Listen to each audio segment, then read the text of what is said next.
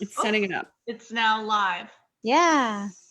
Oh, are we live? Okay. Yep, and it says, it says meeting is now streaming live on Facebook.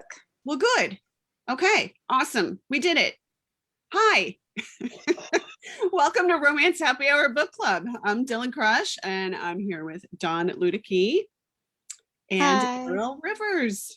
Hi. Yay. So hopefully we managed to do this. Last time I tried to go live with our Zoom on Facebook, it didn't work out real well. So yeah. Are you checking, Dawn, to make sure that we actually are indeed live on Facebook? Yes. That's exactly what I'm doing. Much appreciated. Much appreciated. So if you are watching, we're on Zoom. So if you are watching, we can't tell that you're watching. If you would like to join us live in the Zoom room, the link is in the event. So please don't be shy. Please come on here, and you don't even have to show your face. But we were just talking before we went live about how much we wish our readers would actually come on and talk with us. So yeah, we would love to have you, even if you don't want to have your camera on.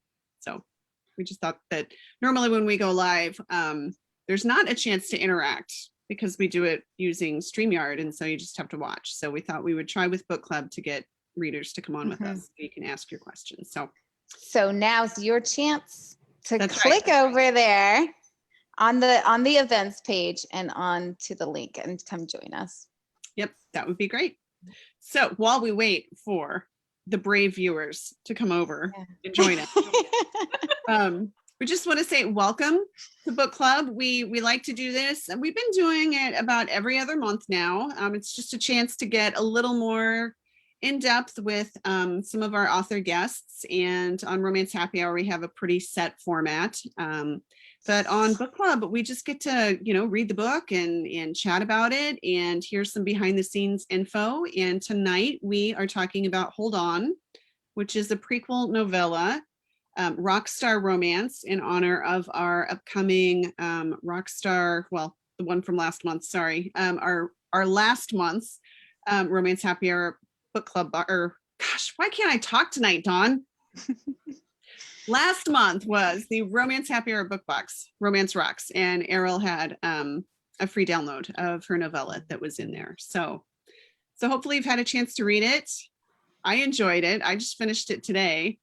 So, but it was fun to see kind of a behind the scenes glimpse of a rock star, and I'm assuming he does get his story in the next books in the series, because this just kind of gave us a taste of who Cole is and what he's about, and left us hanging a little bit on the HEA. Yeah. But for those little sleuths out there, his love interest is definitely in this novella, is definitely there. She's there, but he's not kind of noticing her yet. Oh, so it's not Mimi. No. I thought maybe you were going to redeem Mimi somehow, and no, there's no redeeming Mimi. So why don't you give us a little bit of background information on the series, kind of how it came about? Dawn, your dog is right behind you. Oh my gosh, your puppy dog. Right there. Dawn's dog oftentimes makes verbal appearances on Romance Happy Hour. We sometimes can hear her crying in the background, but we don't often get to see her. She's been on medicine for the last month, and this is the first day she didn't get it. So she was on a hunger strike, and until she got her treats with her medicine in it. And since she didn't get it, she's now finally eating for the day since she was on strike. Sorry. Sorry, that just totally distracted me because I don't often see Dawn's dog. Got this adorable Mastiff. That's not two words you usually hear put together. She's not adorable right now. She's got slobber that's going all over my house. I'm just glad I have wood floors, but. All right, back to books. Sorry. Sorry. Please give us a little bit of background on the series and how it came about and all that good stuff. All that fun stuff. Well, the Hold series was my first series, and it's the Hold On is the prequel novella. So it gives you kind of a slice of life of seeing Cole I mean, he's a rock star and he's just starting out here in this book. And then the trilogy jumps ahead a little bit. And if you read it at the very end, there's a chapter 1 of No One to Hold, which is the next book in the series. And it actually is a trilogy. So this started out, I really like going to concerts when there were concerts back in the day. Oh, do you remember? I was like, what?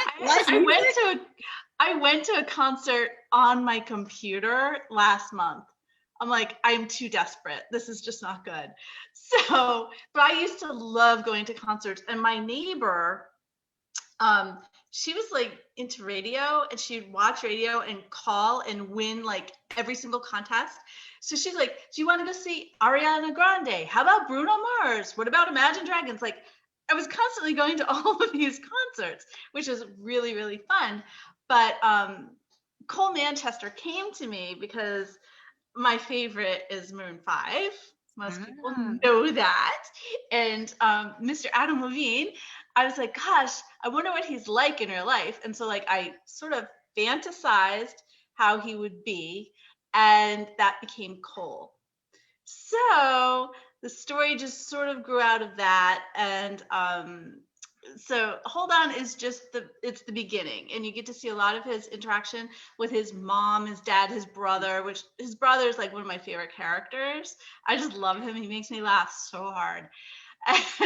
And you just get to see him trying to find a house, trying to, like, everything is just started setting up because he was living on the couch of his best friend, just it was just starting out in Hold On. So, and then you get to the trilogy, which is, if you read the end, you know what happens to his mom, and then we go from there. Lots of things change. So real life inspiration, Maroon 5 or Adam Levine. Yeah. So yeah. I went to a Maroon 5 concert. That was, it was probably a couple of years before lockdown, but they put on a pretty good show. Yeah. Oh yeah, I've seen them a few million times. Definitely. I mean, I enjoy their stuff. I really do. And it's just fun seeing it. And that was a concert I went to, but I'm like, this is really kind of weird. It's on my computer, So I'm like, am I watching it on TV? Am I it was a very odd thing. And I'm like, I don't think I want to do this again, but it was still Maroon 5. So I enjoyed it, but it was just kind of different. But hopefully we're going to be back, hopefully maybe at the end of this year or next year. I don't know. I heard a rumor that July 4th, they're going to open everything up, but I don't know. That may have been a rumor. Oh, that'd be wonderful. The government, like the president's going to say, open everything up July 4th. That was a rumor. So we'll see. We'll see. Oh, I'd be very happy about that, but I mean, who knows? It's a little crazy. So did you have to do, like, what kind of research did you do into rock music or musicians and I've been to a lot of concerts, so a lot. So I sort of drew on all of those experiences when I was creating this. I did watch some videos. There's lots of stuff. There was a lot of even like Entertainment Tonight and stuff like that. Not your typical research, but that's what I was doing back when he came to me. And it was just him. It was just Cole that came to me. And I didn't know how to write a book. I didn't know the word craft. I didn't know what the heck I was doing at all. But I'd read a lot of books. And so I sort of like put it all together, and it took a while.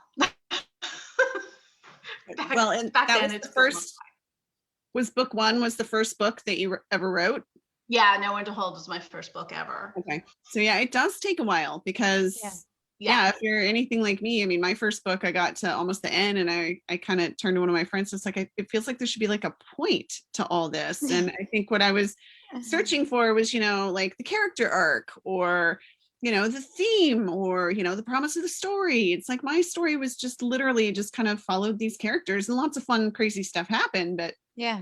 there was not that, I mean, I acknowledge I write romance and my prime purpose is to entertain. I'm not trying to, there are romances that do make big statements and things like that, but my purpose for my books is I want to make people laugh. I want to give them a little bit of respite and entertain. And so I wasn't looking for like, what's the moral of my story and how am I gonna like change the human condition, and it wasn't anything like that. But yeah, you still have to have kind of a beginning, a middle, and an end. And yeah so how did you go about it then? So you wrote this book.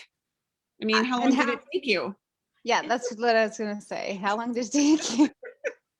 Well, I started writing it and I was like, oh, okay, well then this will happen, blah, blah, blah, right? As you do. I can't even remember how long it took me. It was probably, and I was working full time at the time, so it was harder. But it took me probably like a year and a half or so. But I was writing it and then I'm like, oh, and then it ends like this. And like, well, then you need another book, and then I was like, well, how is this one going to end? Oh, it's going to be like this. So it's like cliffhanger, HEA. And it was just sort of one of those things. Well, then how does this happen? And how does that, and I kept talking it out is sort of how I did it. And it was really more of a story. And then I had to go back in and I had to put like a character arc. All these things that I learned about after I was writing the book. All those little tiny things that nobody really cares about, right? Exactly. Yeah. Like a point of the story. I'm like, wow, we got to do something about this. So yeah, it was interesting. But it was like, I remember, well, I don't want to give away too much about Know When to Hold, but I was watching like Entertainment Tonight or something, and they had this interview with this celebrity. I don't even remember who it was. And he was talking about what happened to him. And I was like, oh, that's a great idea. So I steal that from there. And then at that time period, Bruno Mars's mother passed away. And that's how the end of this book is when Cole's mother passes away. So I sort of, because I remember hearing it, I said, my gosh, how does a guy like Bruno Mars, like superstar, how does he grieve? How does he have privacy? How does this work? And that was like the launching pad for Know When to Hold, which is at the end of this book. So I'm not giving away too much. So, but yeah, so it was sort of like incorporating things that I was watching and hearing, and I was like, oh, and then this happened. So it was an interesting amalgam of, you can't replicate this. You have to learn how to write a book better than trying to do this in the future. So, but it was fun at the time. I will say that. But now it's a little bit more focused. Put it like that. Well, so you finished the first book, and then did the other two come right away, or did you publish the first one, or did you wait? Or no, I didn't know what I was doing, like literally. And so I wrote all three of the books. So it's like 1,000 pages. So I wrote all three books. I got them all edited. They were done. I got covers and I published them all like December 22nd with nothing. I just published them. And then I was like, hey, somebody bought my book. Look, there was no advertising, nothing. Like I don't even remember. I guess I had a Facebook page, but yeah, things have changed. And that was like 2016. So but yeah, all three of them just went up. And then I just sat there and I was like, okay, I had nothing else to write. I had no idea what I was doing next. I was like, well, maybe I should do a prequel. Like it was not planned. Let's put it like that. But do you remember, because same thing, like I wrote a book and I wasn't nervy enough to or brave enough to publish mine. I queried, for like a year. So I went a different direction with, my first publication. But did you I forgot what I was ask, oh my God, you guys, I'm like totally, I don't know what it is. It's like getting older brain, little, I can only maintain like one thing in my head at a time and the rest of it just falls away. I was going to ask though, when you publish, like all three like that, and I mean, that was like fun though. There's no pressure, there's no expectation, there's no, I need to recoup these Facebook ads. There's no, I mean, was it just fun? Do you miss that feeling of just like writing and publishing and for fun? For nothing. I mean, it was weird because I remember releasing it and I'm like, they're out, right for Christmas. What did I know? And it was like, okay. And so now what do I do? Do I just sit back? Do I, what do I do about this? Like it was just so much of a, what do we do? I was sort of adrift there for a little bit. So, and back in those days, I hired like a blog tour. So, okay. So you had some promo. One a month, like January, February, March, each book. But I just remember releasing it and being like 1,000 pages out to the world. And I just sort of sat there and going, oh, that's really weird. Like, all this time done. But it was, back in the day, it was different. You're right though, because now you release and you have, now I release and I have my schedule and I know what I'm doing and okay, I can take today off and tomorrow I'm writing my next book or, the book after the next book. Like it's different. Yes. And I guess that's what I was trying to get at is, when you do your first book and you kind of put it out there and it's just super exciting and it's fun. And now, it's like you release a book and, within, like, oh, boom, hit publish. And an hour later, I'm, back at the computer because I'm on a deadline and I've got another thing due. And so exactly. A little bit of a difference. Are you checking out Facebook, Dawn? Do we have any questions or? No questions yet. Sorry, I was getting Karen the link so she can pop up here. So sorry. Great. I know. No, I looked. You were checking for questions or comments. Or I know. I look totally rude. I'm sorry. Okay. No, Karen asked for the link. So I was. Excellent. Well, maybe we'll get Karen in here. Yeah. If someone is watching and if you're watching and do have questions for Arell, please pop them on the Facebook, in the Facebook group. And Dawn is keeping an eye on that. So we'll get those over here. I'm keeping an eye. I'm not being rude. Well, I didn't think you were being rude. Pointing that out to the viewers. So you've published the first 3. Yeah. And then what happened? Nothing. I mean, I had sales. I was like, wow. And I got reviews and I was like, oh my gosh, I feel like a real author. And then I just sort of was like adrift. Then I was just like back to my day job and not like, I didn't know what to do next. Like I was like, and then I said, well, I guess I should somebody was talking about doing a prequel novella. And I said, well, maybe I should do that. So I then I started writing that. So that's how Hold On came to be. And then we sold our house. So, I mean, it was just like lots of things going on at the same time, but nothing was really planned too well at all. So, but it was a good learning experience, I guess. I don't know.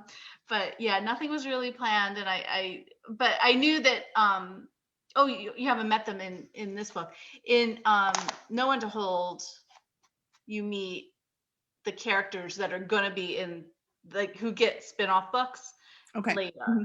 So then I was like, oh, well, I definitely know who I'm writing. So I wrote them and things started to gel. But back then I was just like, woohoo, I'm done. I don't have to do this. I'm done. What else am I going to do? And it was fun though, and I was like, oh, somebody bought my book. Oh my gosh. It was fun. And it wasn't my mom or my sister. Yeah. I was like, I don't even know this person. I know it's the best when you see the reviews online and you don't even know that person because you're like, yes, they're not just liking me. They actually like my book. Mhm. Exactly. Although I will say that neither my mother nor my husband has read the book. So my husband is still trying to get through book 1. Oh, Yeah. Yeah. my Not his husband cup of buys tea. all my books.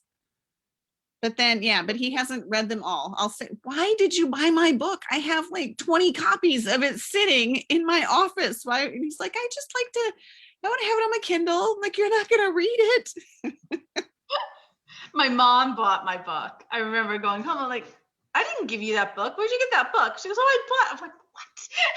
Mom. I know, right? Yeah. It's when your mom buys your book, you're like, I appreciate it, but you know I can give you that, right? And she's like, why would I give it to you when I can buy it and support you? You're like, because Amazon gets 70%. That's why.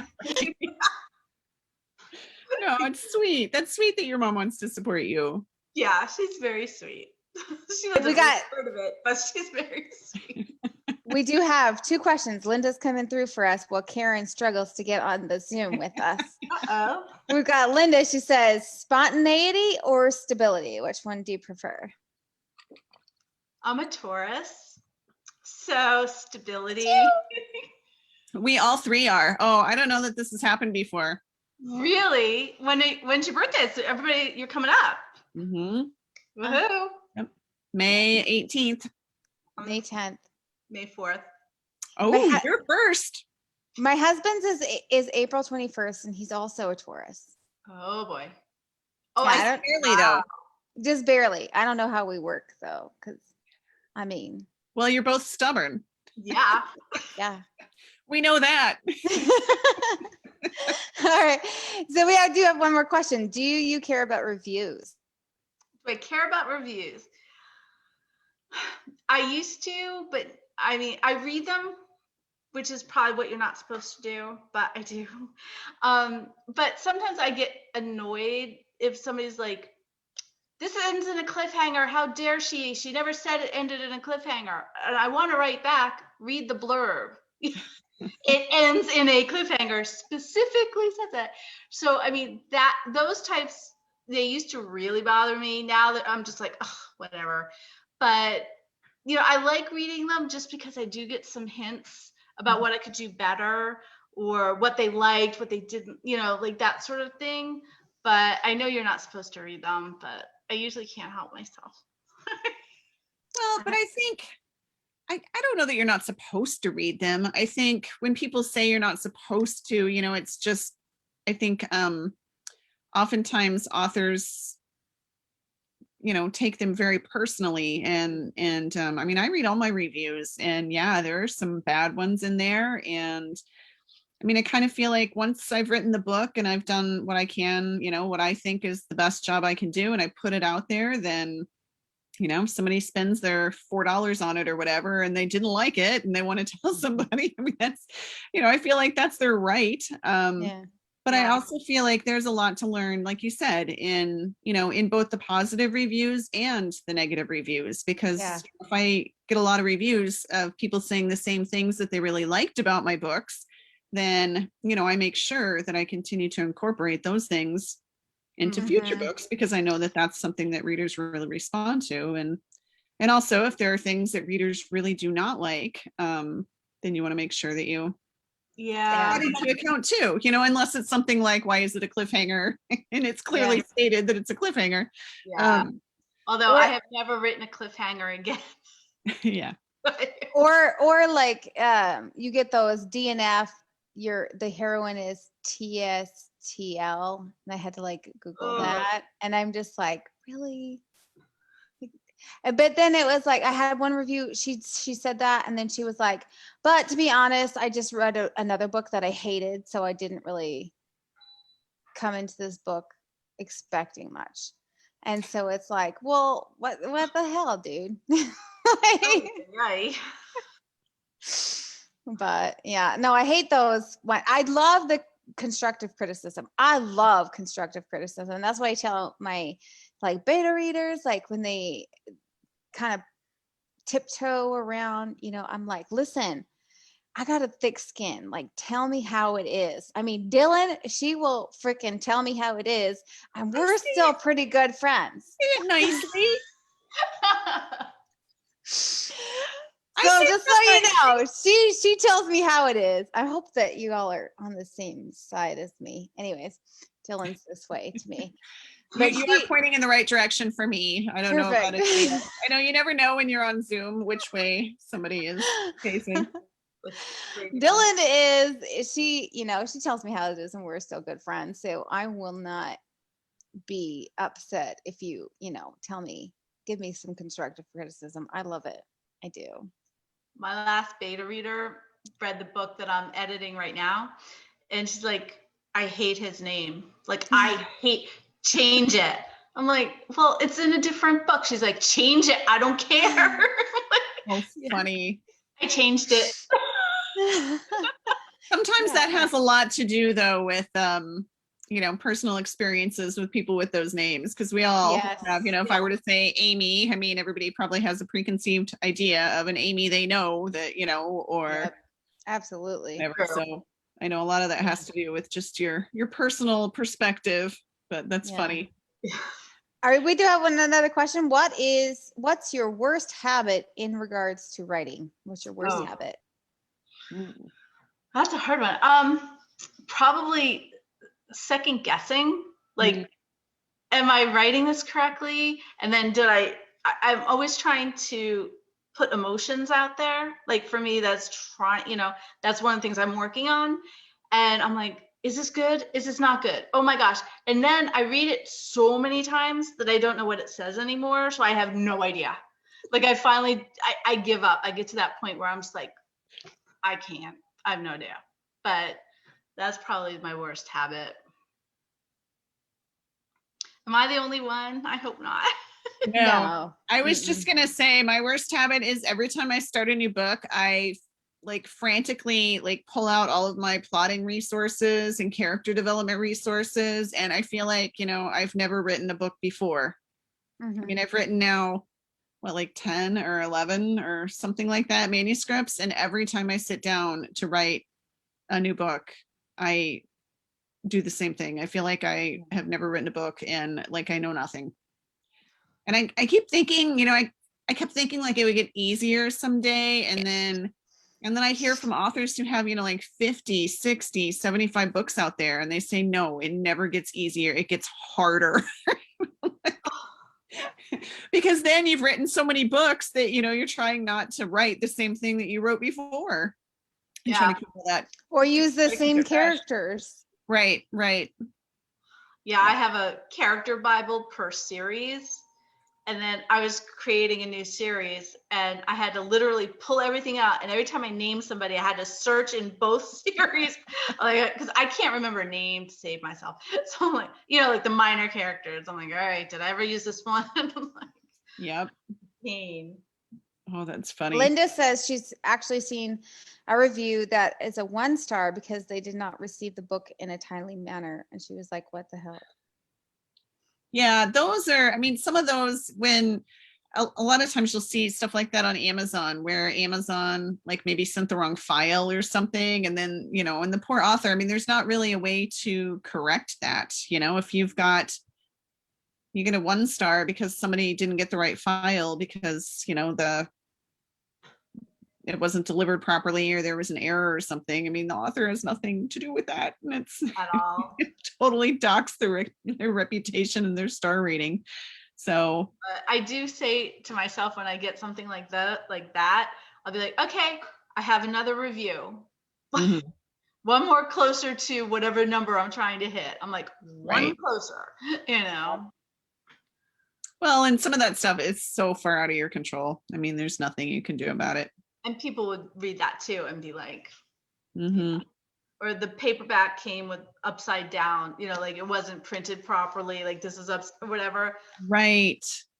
I don't touch this, no author touches this. So yep. No, we just had that happen with some of our books for last month for the Romance Happy Hour book box. We got the books and some of the pages were falling out of the middle. And so we had to delay a little bit, but yeah, we weren't going to send those out. And, you know, I mean, you get an author proof and it's totally fine. It looks great. And then you order, you know, lots of them and they come and they're bad. And so that's not good, but it's not your fault, you know. No, there's a lot that's not within an author's control. So yeah, it's hard to stomach some of those bad reviews when it's something that you have absolutely nothing to do with. But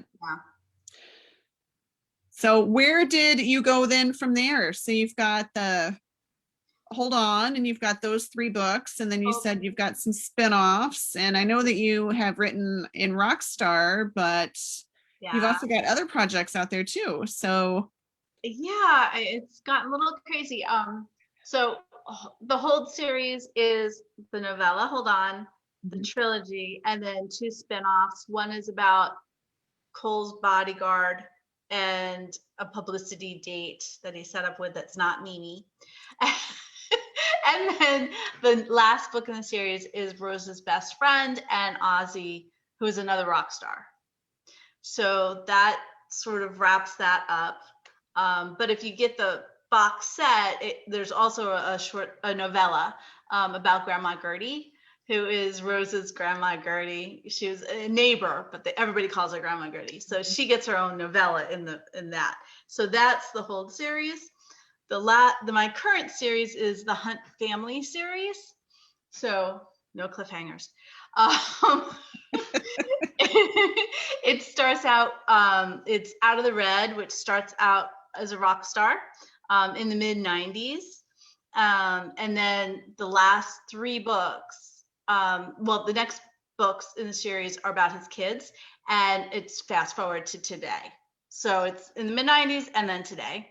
And the last book is, I'm just doing the final edit on that. Then it's going to vellum and and then I've started a brand new series, plotting that. And the first book is going to come out in Tinsel and Tatas anthology. That's the short story that I'm doing. And then I have 12 books planned for that series. Oh, wow. I'm like, what am I doing? I mean, the Hunt family series has 4, and whatever, we have 7 or whatever it is on the Hold series. So the next one's going to have 12. And yeah, and not a rock star to be found. And I actually been thinking about that. I'm like, I think I got to put some sort of a rock star in here, because I go through withdrawals if I don't have a rock star. I mean, you can always just throw in a secondary character where he's there for the holidays, or I mean, that's exactly. Or I have there's a songwriter, so I gotta have some sort of music somewhere in here. Right. So you like music then? Yeah, definitely. Linda says, what's the best part of your day when you're writing? I love writing. My favorite part is literally plotting out what's going to happen is sort of like one of my favorite parts. But then when I'm actually creating it and I'm like, oh, this is how it works, and this is how it works, that's very fun. Then you have to edit, and I'm like, oh, when is this done? So I'm not a big edit fan.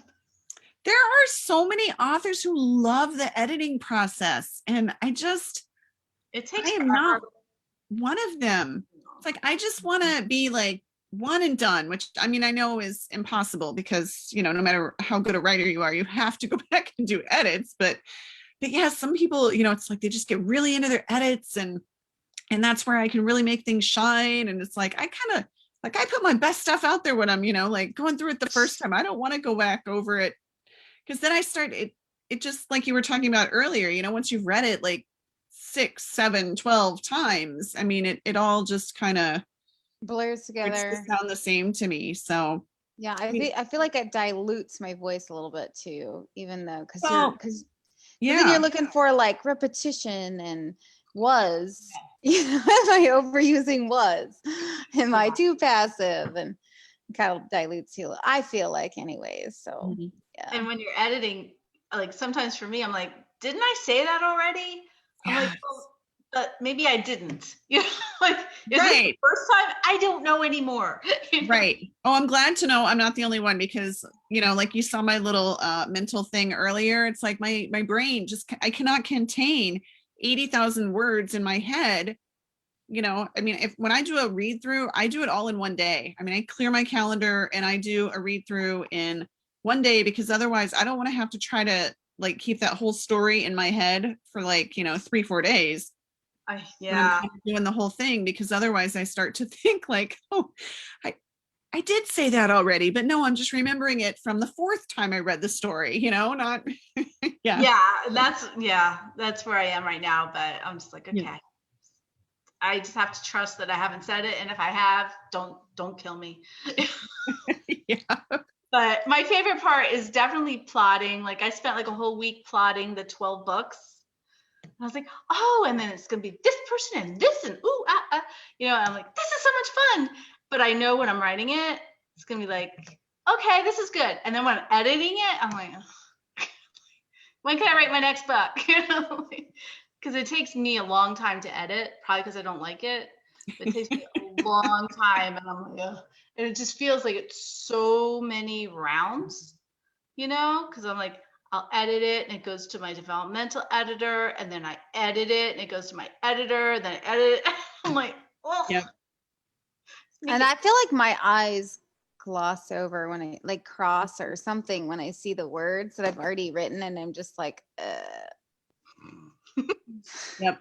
Yeah. Well, and that's why, you can read the same thing. I mean, I'll get to the end, where the book is actually almost being published, and like I'll have a beta reader or somebody that will say, you've got a typo here.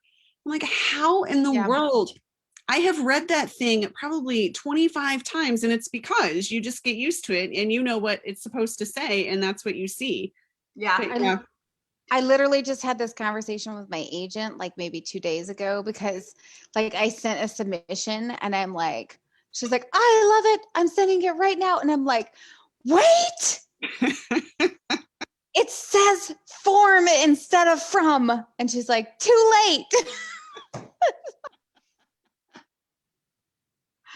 Oh yeah.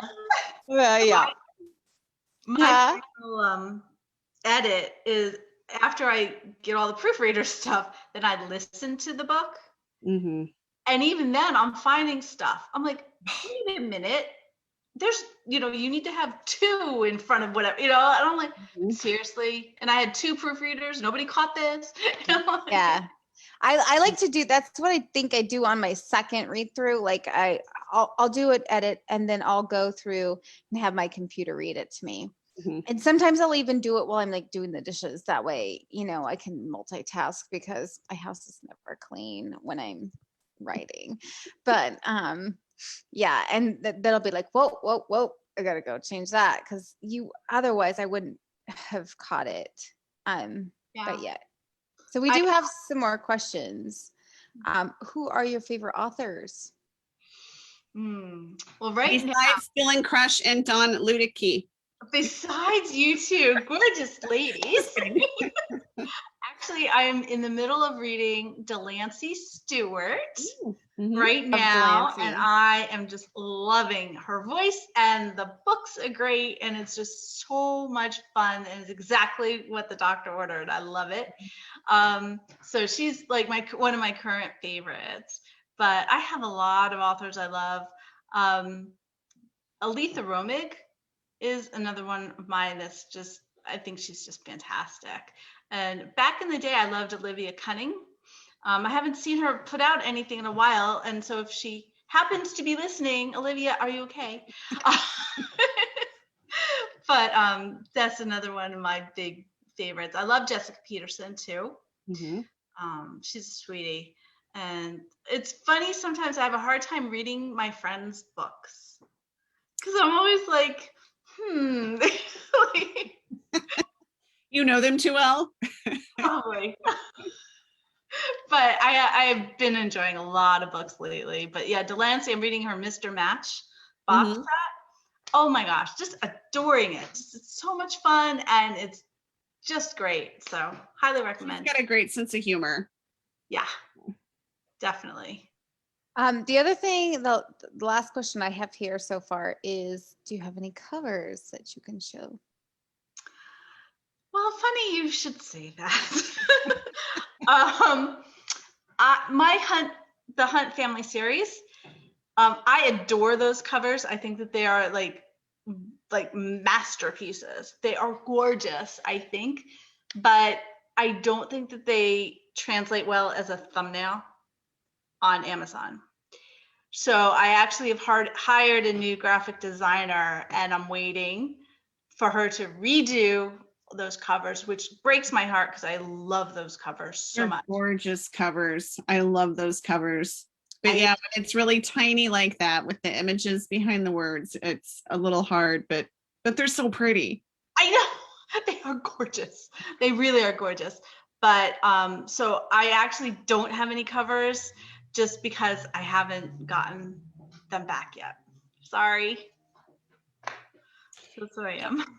I have a question. You have lyrics in the front of this book that we read. So did you write the lyrics? Yeah, that was me. And do you have any background in that or experience, or that was just something fun? Just wrote this. I was trying to write the story, not as a blurb. Well, actually, this was my original thought, was that the blurb was going to be the lyrics. Okay. So I was trying to write the lyrics, and then I realized that's not going to work. So, but I really like writing poetry about the song, about the book, that is, still like doesn't really give anything away, but you can sort of hear maybe Maroon 5 singing the songs or something. So, and I actually looked into, but I didn't do this. There's a company that you can hire that would like create the music for lyrics. And then my husband really sings like really well. And I was going to have him record it with that, but that just never came to be. But well, it's not too late for that, Yeah, I was gonna ask you, did you have a tune in mind when you wrote the I don't. That's why I would have to hire somebody to do the music. I was gonna say, because you're lucky, because I was gonna ask you to sing it. So. Oh yeah, and my husband sings really well. Okay. I can't like carry a tune to save my life. I enjoy singing songs at the top of my lungs, like driving down the highway with the windows rolled down and stuff. But yeah, nobody wants to hear that. I'm with you, Dylan. Are there any writers in your family? Well, not like, nobody does it, professionally. My mom is, she has like, I don't even know how many journals around the house, and she's always writing, but nobody does it. Like, nobody's an author. And my family is my mother and me. So like, I don't have any siblings. She didn't have any siblings. So we're very small. But my husband, nobody on his side either. Nope. So kind of crazy. Are there any other ones coming through on Facebook, Dawn? Nope, I think that's it. Okay. I just didn't want to talk over you. So if we had... I know I cut you off before. I was like, oh, she's probably so mad at me. No. So do you write poetry then also? No, I write lyrics. Okay. Lyrics make me happy, and they're fun and snappy, and it's fun for me to write them, but and then I was thinking, how am I going to write lyrics for this next series? No rock stars in it. Figure this out. But my next series is going to be very different from anything I've written before. So, I guess everybody says that all the time, but I know after the 12 books, I'm going back to writing rock stars. So what's so different about it? Give us a little preview. What do you have in store for us? Well, it's right now the working title for the series, which obviously can always change, is Sins of the Fathers. Ooh. And it's not dark, but I sort of have gleaned off of something that I heard on an interview on the news. Everything always starts somewhere, right? So the spark came from, I heard someone being interviewed, and he was arrested and he was going off to jail. And he was saying that his daughter just graduated college and she can't get a job because she's his daughter. And that's where the whole thing started. I'm like, well, we have, there's going to be these men and their children, and how do the children get on being the son or daughter of infamous men at this point? So that's what the whole series is going to be about, trying to find your way when your father is infamous. Yes. So how did you decide on 12 books for this series then? I don't know how I picked this stuff. I picked 3 men, and I figured each one of them would have kids. And it came out to be, each one had twins, one had 4 kids, one had 3 kids, and it just sort of made 12. Because also there's the anthology short stories. So, it's 12. The next 2 years, 3 years, whatever it is, it's going to be writing these stories. But each one will be very different. Like the stories that I've written so far, the whole series are all second chances. The Hunt family series is all enemies to lovers. And these are not the same. Every one of them is going to be different. That sounds like fun. It sounds like a lot. I just have to learn how to write shorter. That's my new goal. Oh. My books are all like 95,000 words, which is a lot. So I'm like, if I can get these to 80, I'm not trying to be 60. Let's just go to 80, Like that's my new goal, is try to be like 75, 80, just to try to, but we'll see. So when you've got a plan like that and you say you've got, I've got 12 books and they're going to be, say, 80,000 words each. And I don't know that math, whatever that is, 90, I don't know, whatever that is. I'm not even going to embarrass myself by trying to do that in my head. Do you then, like, how rigorous is your schedule? Do you, have to do a certain word count per day? Do you write every day? Do you take days off? How do you kind of then plan that all out? Because you pretty much have your next how many years booked? Yeah, a lot. Another 2-3 years. I write for like, I'm in a sprint group. Okay. And we meet 4 times a day for 40 minutes. Oh, wow.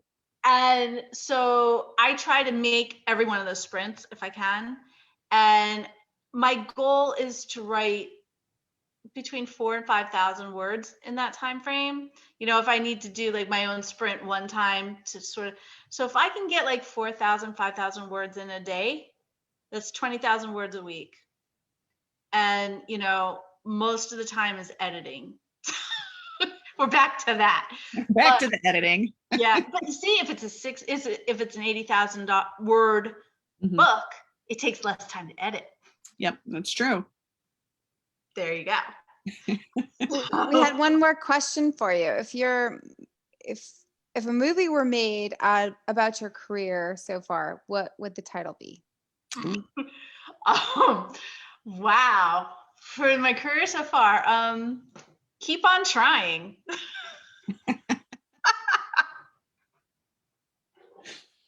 I like it. There we go. Well, and that made me think about too. Okay, so if you can't pick Adam Levine, if you had to pick someone who would be Cole in the movie. An actor. You mean he's not available? What if he's not available? Because I feel like if I were to ask you who would you get to play Cole, I mean, that would be the easy choice, would be Adam Levine. So I'm taking that away from you. So you have to think about it.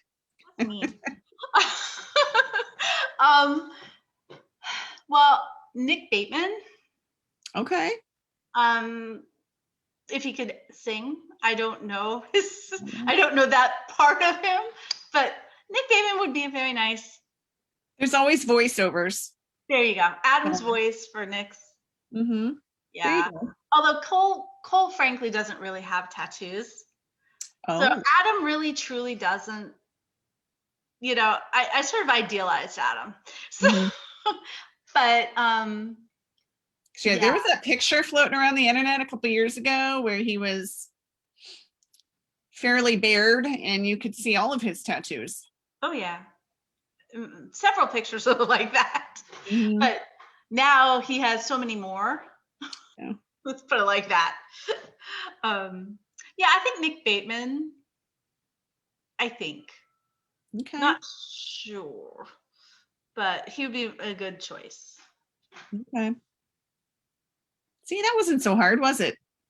Well, still, Adam is still Adam, but we'll see. He's also getting a little too old to play Cole at this point. Ooh. Sorry, Adam, love you. But Cole is what? 25.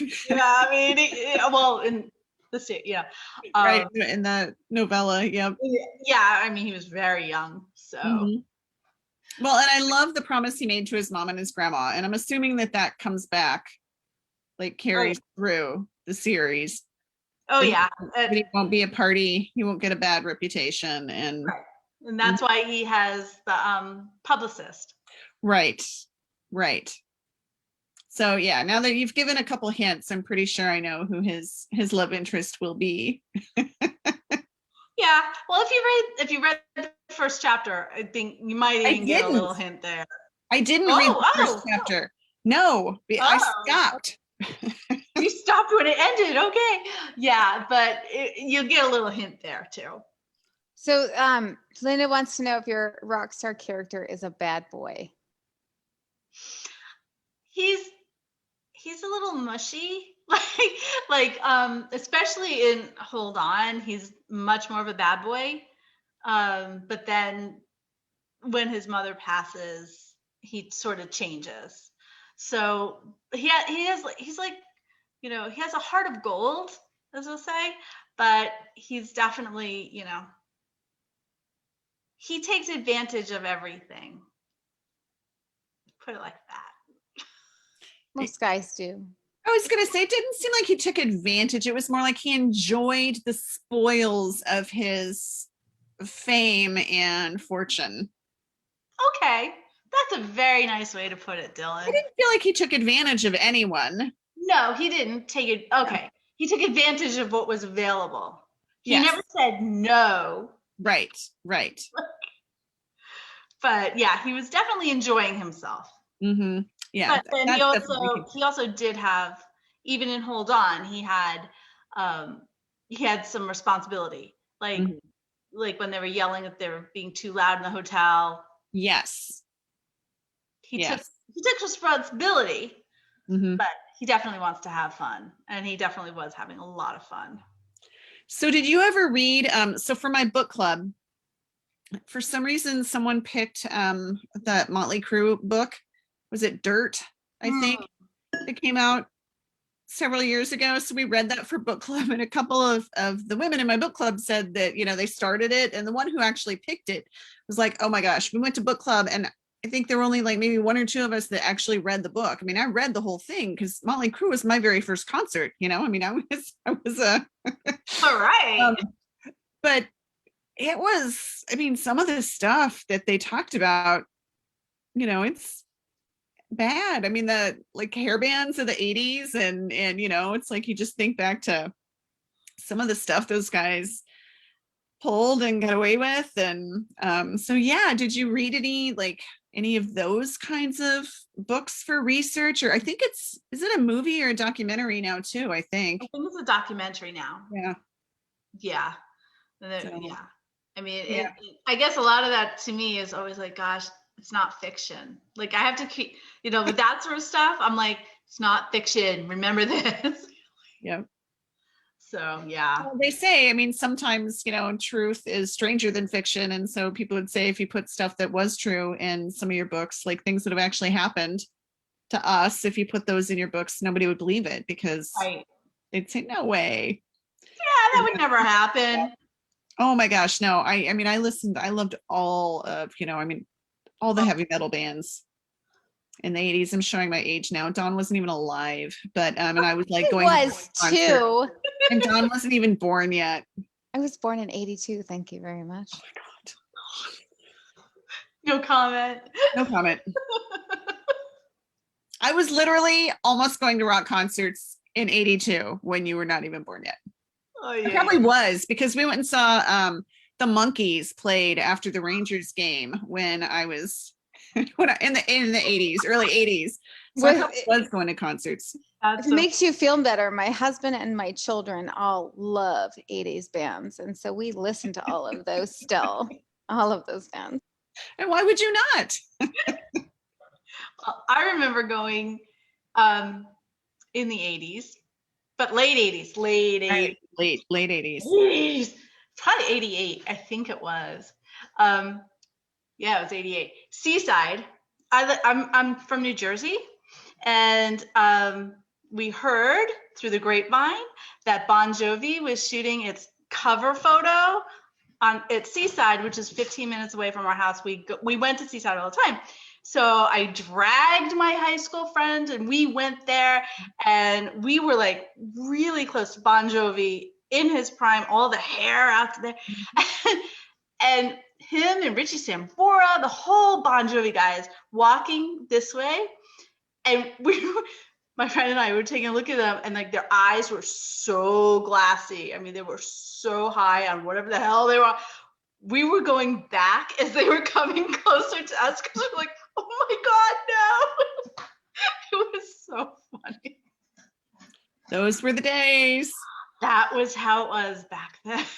Mm-hmm. Yeah. Funny. So we did, what was your very first concert, if you haven't answered it already? Oh my God. I remember going early on to Heart. I remember seeing them. I just saw them a couple years ago. They came to Minnesota with Joan Jett. There you go. Dawn doesn't even know who that is. Yeah, I do know. I'm Only teasing. because of my husband. I know. I'm teasing. I would say Heart is probably a very early one that I remember. Oh, my first concert was Motley Crue, and my biology teacher took us. So story there. I went to Catholic school, so I mean, I could just leave it at that, but I will tell you more. I was Please do, because I'm a little curious how a Catholic school teacher takes you to a, what was it? Motley Crue. Motley Crue concert. So my best friend was the English teacher's daughter, and the English teacher, I mean, she didn't want to go, and her husband didn't want to go. So our biology teacher played in a rock band in his spare time, and so she conned him into taking us. So it was all. So it was a best friends. It was all legit. Okay. Yeah, it just sounds funny when I say my very first concert was Motley Crue with my biology teacher. I mean, it was, but I was like, what the hell kind of field trips are going on at your school? Exactly. No, there was an explanation to it. Here we go. Mine were always educational. So, Was it educational? oh, Concert that was, education? it was very educational. I mean, nothing with the biology teacher, but just the other people in the crowd. It was very, very educational for a young, yes, Catholic schoolgirl. So what concert, since we're talking about concerts, and I know we're getting close on time, but what concert, if you could go to any concert in the world, assume that live music is back on the table and you get backstage passes to any concert, what would it be? Besides Maroon 5? Yeah, I think that goes without saying, because I mean, we're not going to let you just do the easy answers. I love Imagine Dragons. Ooh, mm-hmm. They're an awesome concert. And another one that I'd like to see, I saw in a very like personal setting, like they had American authors. I don't even know if they're still doing anything. They're a few years ago now. My neighbor won the tickets, and it was like really up close and personal, like really up close with them. I would like to see them because I really enjoyed their concert. It was very just, they were young and new, and like I just don't know if they ever made it bigger, but I really enjoyed them. But Imagine Dragons, I'm dying to see them again. I love them. So Sounds good. Well, we hope that there is an Imagine Dragons concert in your very near future. me too, or just any concert, please. Exactly. And not on my computer. Right. I feel like it's not the same. You can't feel the bass like going through your body when you're just watching on the computer. And you're not with other people. Right. Which is another, you're all experiencing it together. Whereas here I was like watching a television show. It was. So basically you're saying you're an extrovert like Dylan. Yeah. I'm definitely an extrovert. So I'm a mix. I like to be around a lot of people and do that. And then I like to like retreat and kind of chill out. And so, yeah. So how about you, Dylan? I'm a massive introvert and I get massive anxiety, but Dylan forces me to be an extrovert. So I try to please her, take after her a little bit. My neighbors hate me because they think I'm stuck up, but really I'm just like super anxious to talk to them. And also I hate it when they come on my porch to talk to me, but no, Dylan.